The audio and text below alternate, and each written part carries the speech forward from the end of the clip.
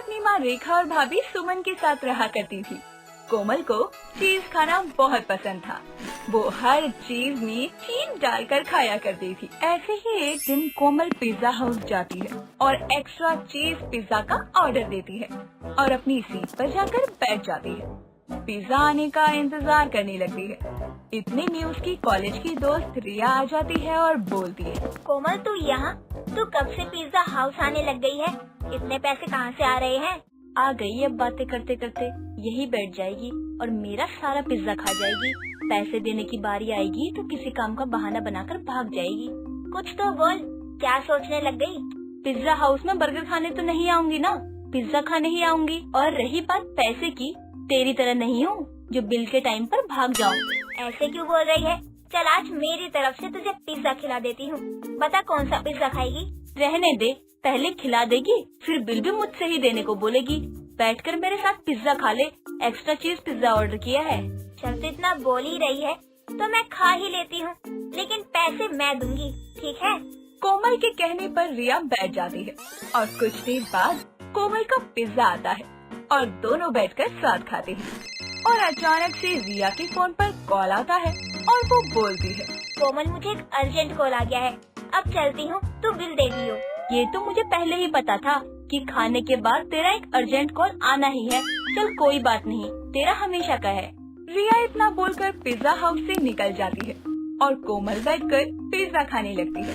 ऐसे ही वक्त गुजरता रहता है और कोमल को चीज पिज्जा खाने की आदत हो जाती है। वो किसी न किसी तरह से पिज्जा खाती ही थी। ऐसे ही एक दिन कोमल को चीज पिज्जा खाने का बहुत मन कर रहा था और उसके पास पैसे नहीं थे। वो अपनी माँ रेखा के पास जाती है। माँ मुझे 400 रुपए दे दो, मुझे कुछ काम है। क्या काम है? मुझे सब पता है। तेरा एक ही काम है, मेरे से पैसे लेना और एक्स्ट्रा चीज पिज्जा खाना। माँ कॉलेज के काम के लिए चाहिए ना, पिज्जा खाने के लिए नहीं। पिज्जा तो मैं ऐसे भी खा लूंगी। तेरी माँ हूँ मैं, मुझे मत सिखा तू, समझी? और पिज्जा खाने के लिए तेरा ससुर बैठा है क्या, जो ऐसे ही खा लेगी? आप इतने सवाल जवाब मत करो। अगर आपको पैसे नहीं देना तो मना कर दो, मैं चली जाऊंगी। अरे वाह, तू तो समझदार हो गई है। समझ गई है ना मैं पैसे नहीं देना चाहती हूँ, तो यहाँ क्यों बैठी है? निकल मेरे कमरे से।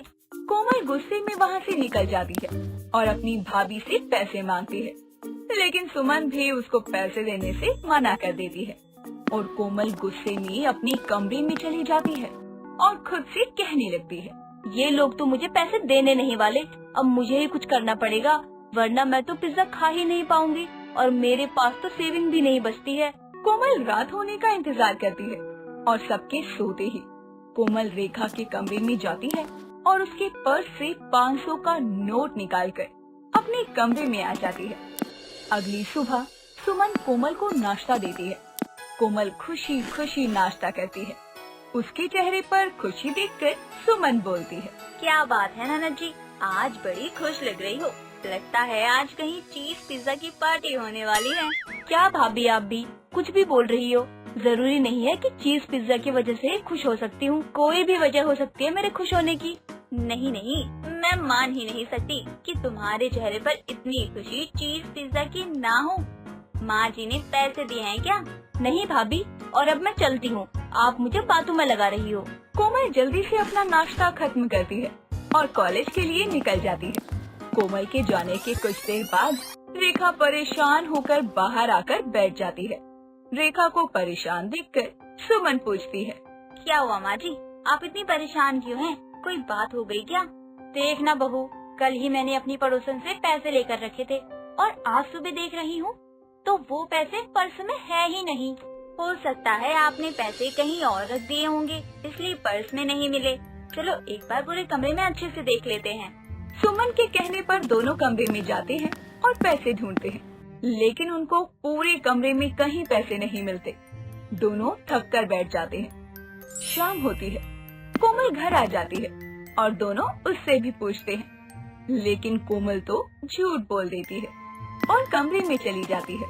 दिन निकलते जाते हैं और एक दिन फिर से कोमल का मन चीज पिज्जा खाने का करता है और वो पास के चिंटू पिज्जा वाले के पास जाती है और उससे बोलने लगती है, भैया एक एक्स्ट्रा चीज पिज्जा दे दो, पैसे मैं आपको कल दे दूंगी। अरे नहीं नहीं, उधार का काम तो मैं करता ही नहीं हूँ। पिज्जा खाना है तो पैसे लेके आओ।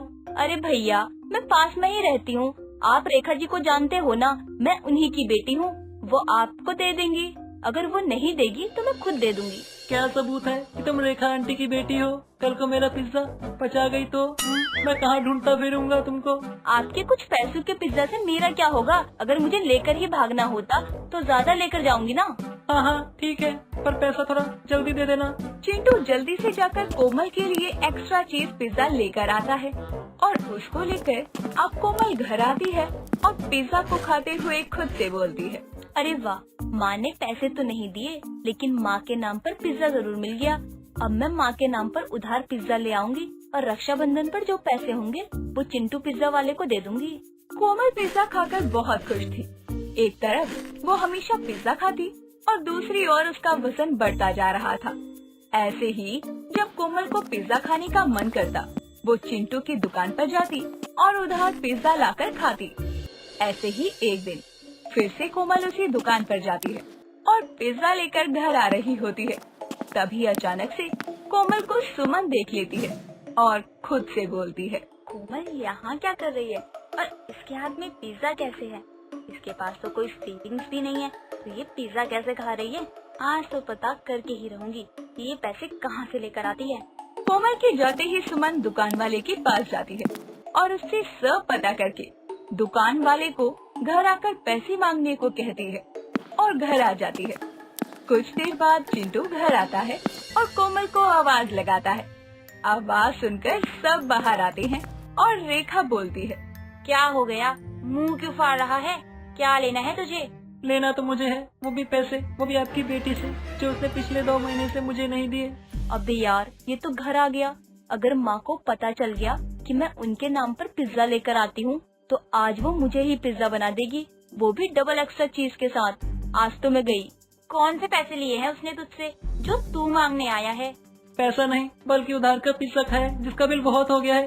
आज तो कुछ भी हो जाए, मुझे आज पैसा चाहिए। माँ, ये झूठ बोल रहा है, मैंने कोई पिज्जा नहीं खाया है। आप मुझे खुद देखो कैसे मोटी होती जा रही हूँ। मैं चीज पिज्जा खाऊंगी। अरे आप लोग अपनी बहस बाद में कर लेना मैडम, मेरे पैसे तो दे दो मुझे अपनी दुकान पर भी जाना है। मैं पूरा दिन निकाल नहीं सकता यहाँ पे। भैया, कैसी बातें कर रहे हो? कौन से पैसे? जब मैंने कुछ लिया ही नहीं है तो कौन से पैसे दूं आपको? बस करो कोमल, कितना झूठ बोलोगी? तुम रोज रोज पिज्जा लाकर खा रही हो, वो भी इस भैया की दुकान से। मैंने खुद तुम्हें पिज्जा लेते हुए देखा है। तुम्हारे पास तो पैसे ही नहीं होते तो पिज्जा कहाँ से लाती हो? हाँ माँ, मुझे माफ कर दो। मैंने आपके नाम पर उधार पिज्जा खाया है और उस दिन आपके पैसे मैंने ही चुराए थे। मुझे माफ कर दो, मैं अब से ऐसा कभी नहीं करूँगी। इतना झूठ बस एक पिज्जा के लिए? ऐसा कैसे कर सकती है तू? अगर हम तुझे पैसे नहीं देंगे तो तू पैसे चुरा कर खाएगी।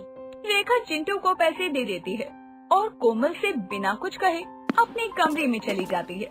इस वजह से कोमल को अपनी गलती पर बहुत पछतावा होता है और उसके बाद वो ना ही किसी से झूठ बोलती, ना ही चोरी करती और ना ही बहुत ज्यादा पिज्जा खाती।